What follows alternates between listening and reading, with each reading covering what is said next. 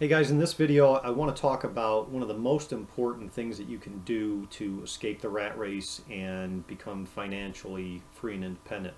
And that is reducing your living expenses and living below your means. Okay?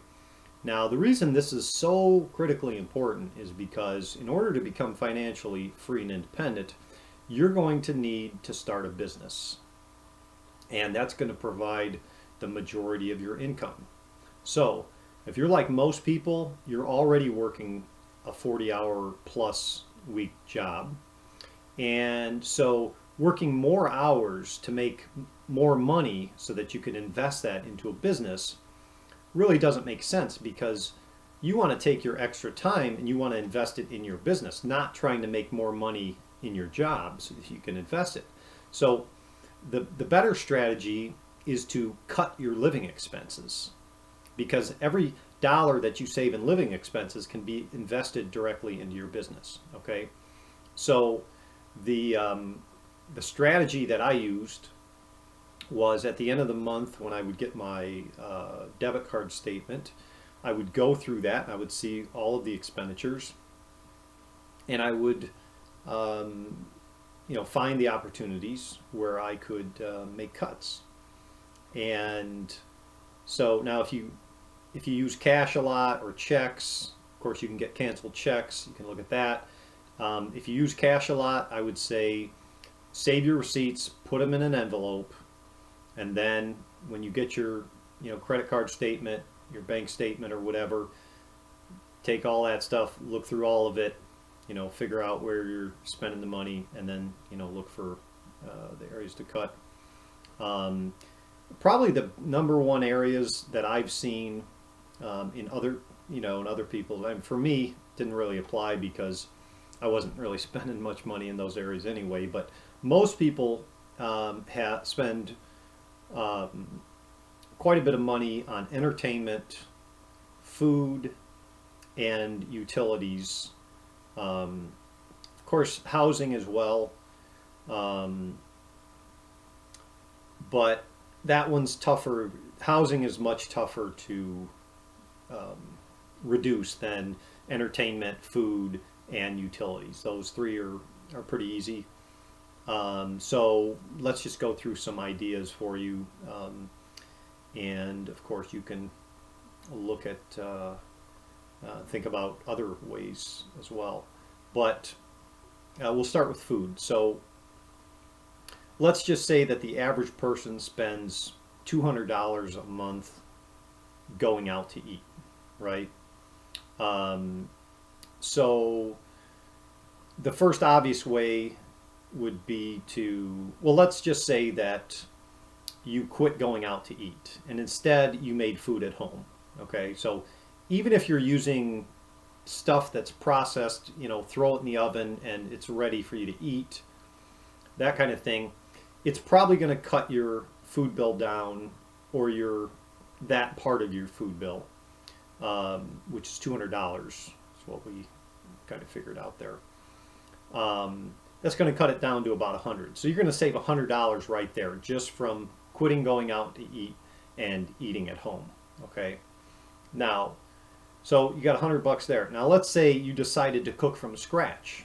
So instead of using processed packaged food that's ready to basically eat, you cook from scratch. That's going to knock off 50% off of the your processed food bill right there. So that's another $50. So if you did that right there, you've saved $150 per month. Okay. Now that's assuming that you spend $200 a month eating out, and which comes out to what, $7 a day, which is probably that's probably pretty close to average, I would guess. So that's one simple way. Of course, another great way, which is a lot harder in terms of food, is to reduce your consumption. Because, I mean, there are so many benefits with reducing the amount of food that you eat that It's really just it's one of the best things you can do. Not only is it going to save your money, but it's also going to have probably significant impact on your health. You're going to feel better just because you're not eating as much. Okay. Um, Now, if we want to get even more serious, not just reducing the amount that you eat and reducing and cooking from scratch, but if you started eating much simpler food, I mean, you can eat very healthy and eat very cheap. I mean, there are food like brown rice and oats and things like legumes, peas and garbanzo beans and all of those kind of things. You would be amazed at what you can cook for very little money. I mean, you can cook some great dishes and very healthy and very cheap.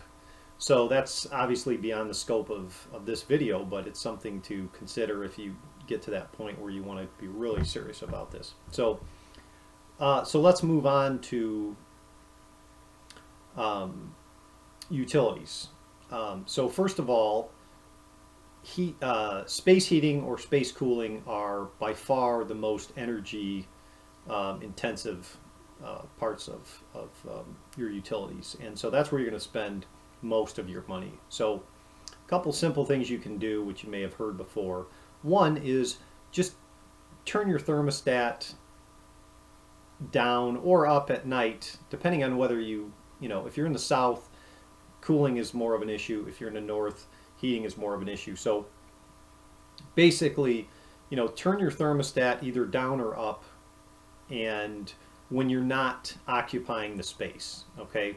When you go to bed at night, there's no reason to have your air conditioning continuing to run, unless it's, I mean, I live in the north, so I guess maybe I shouldn't comment too much on that. But either way, I don't think you need to keep it the same temperature you do during the daytime when you're, up and about and stuff like that. And same thing with heating. You don't need to keep your whole house at 70 degrees for the 8 hours that you sleep, right? So you can turn your thermostat down, buy a programmable thermostat, have it programmed to come back on at, a half hour before you wake up in the morning, okay? What I do is I keep my bedroom shut out. I mean, I don't heat it and I don't cool it because I'm only in there at night, and at nighttime I'm under the covers, and it's when during the heating season I'm nice and warm, so I'm not going to heat my house when I'm sleeping. That might be a little more extreme to some of you, but the next way is next to your heating is, in my house, for example, most of the heat that is lost is out through my big windows in my living room, okay? And so what I did was I had these, and you can see behind me, I have these insulated shades that I had made for me. And they reduce the heat loss in my living room, I believe, by between 50 and 75%. So now they cost me about $150 to make.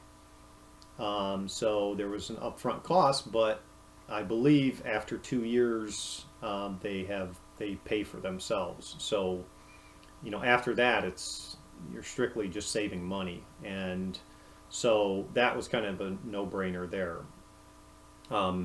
If you don't want to do that, or you don't have the money to do that, you can always put plastic over your windows as another layer of insulation. That's almost, doesn't cost hardly anything. The next thing you can do is put a timer on your water heater.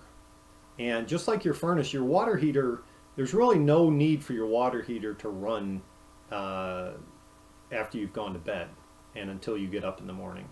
So if you put a timer on it, then you could just program that to go off and not come on to the morning. And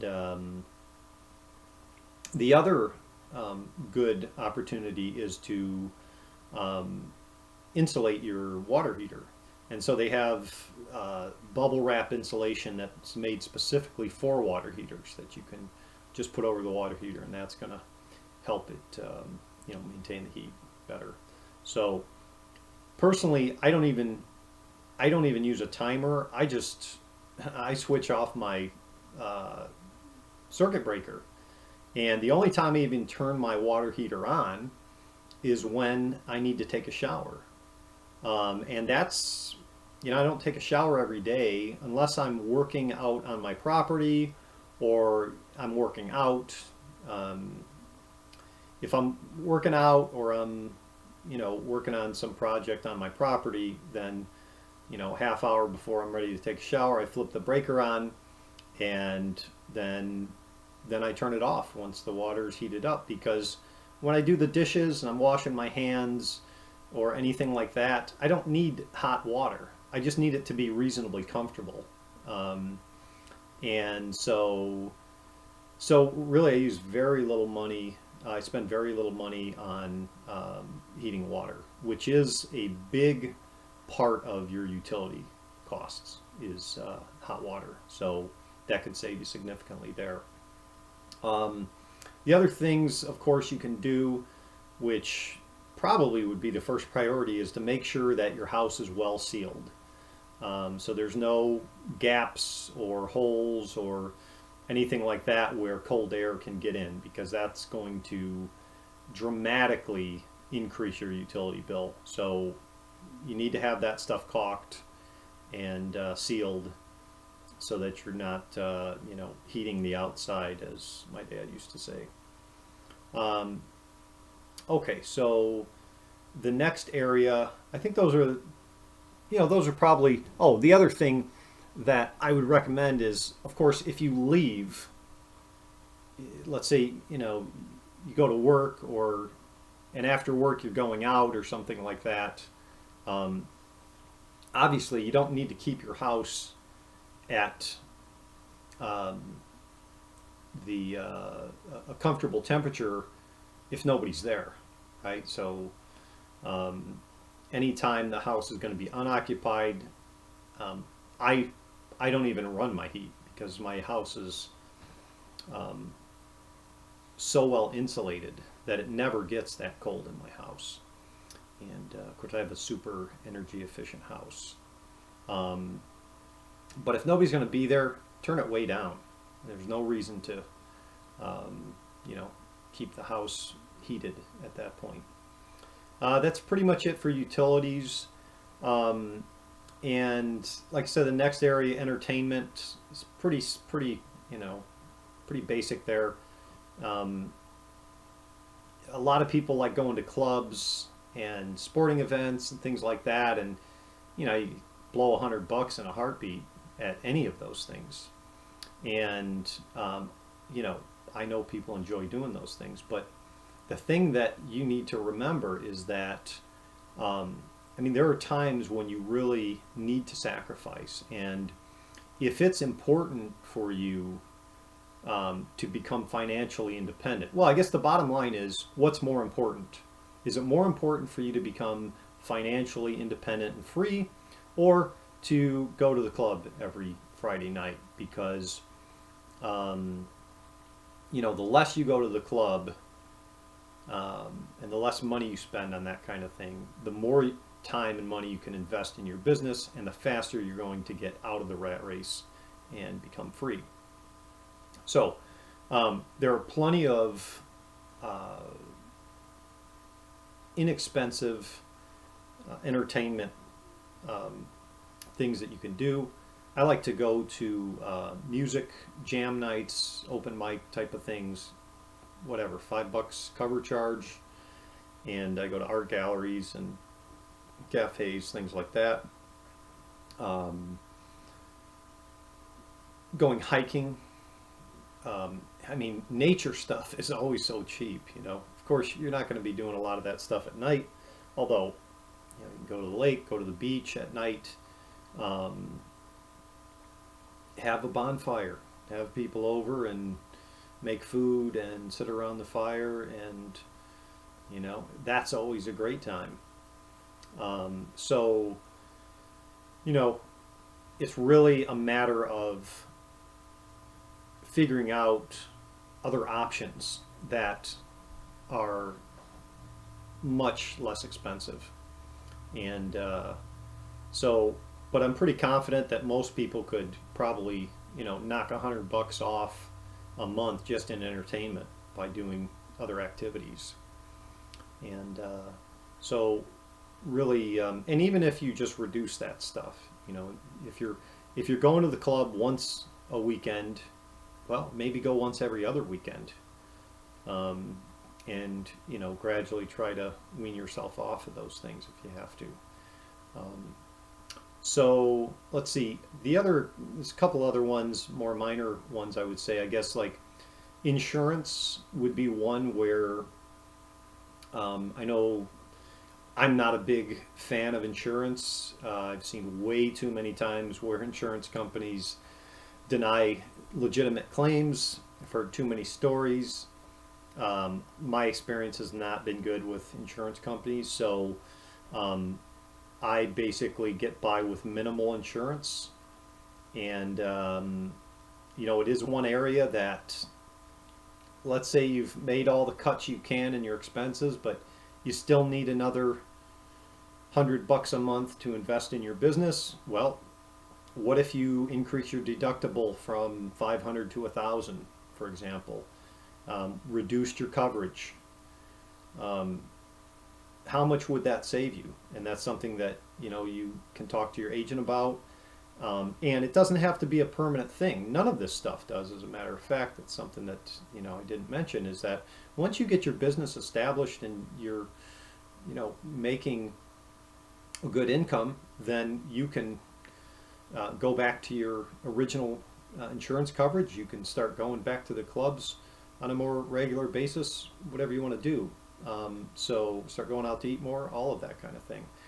So we're just talking about short-term sacrifices for the bigger and more important goals of becoming financially free. Um, so the other area, which is much harder to try to cut, is your housing. And so if you're renting an apartment, maybe you've got a 2-bedroom and you only need a 1-bedroom. Well, you can rent that other bedroom out, which could save you quite a bit of money right there. I mean, if you could get $300 for that room, get a roommate, then that $300 is going to go a long way to helping you get your business up and running. The other option, obviously, is to get a different apartment. Maybe you can find a much less expensive apartment or house, or wherever you're living. And I mean, I think most people, that's going to be probably one of the last areas that they're going to want to cut, obviously, because of all of the hassle involved with moving and things like that, or getting a roommate. But it is, it really is. I mean, your housing is, in terms of your total living expenses, is a massive part of it. So it really, if you can't find other areas to cut, then your housing definitely needs to be looked at. So I guess that's pretty much it for this video, but all of this to say that there are lots of opportunities to cut your living expenses, and it really comes down to prioritizing, as always. What's the most important thing? I don't mind giving up my $3 a day latte addiction, but I'm not going to quit going out to eat. Well, whatever that is, whatever your priorities are, that's what you need to look at, and start making those cuts, and get. Oh, the other point I wanted to make is it's going to be really important for you to figure out, um, to come up with a number. Like, okay, I'm going to need to invest, and you're going to be basically making a best guess on this because you're really not going to know for sure. But make a good guess on how much money you're going to need to invest in your business to get to your goal within a certain time frame. Because then you have something, you need something to shoot for. You know, that's always a really good idea. And but start making those cuts, and you know, once you reach that goal, then stick with that until you need to, you know, and you may be able to adjust that goal, um, where you only need to invest $300 a month instead of 500, and then so you can take that extra money and you can start going back to the club or doing whatever you want to do. So, but that's it, guys. If this video has been helpful, I appreciate a thumbs up. As always, you know, leave comments, questions down below. And if you want to stay up to date on my Escape the Rat Race series, hit the subscribe button, and I'll see you on the next video.